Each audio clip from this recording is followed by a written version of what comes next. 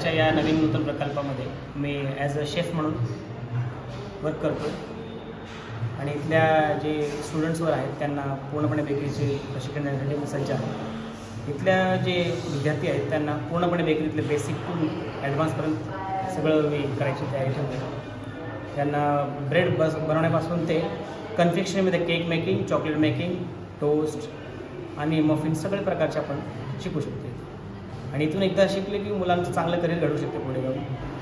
Thank you.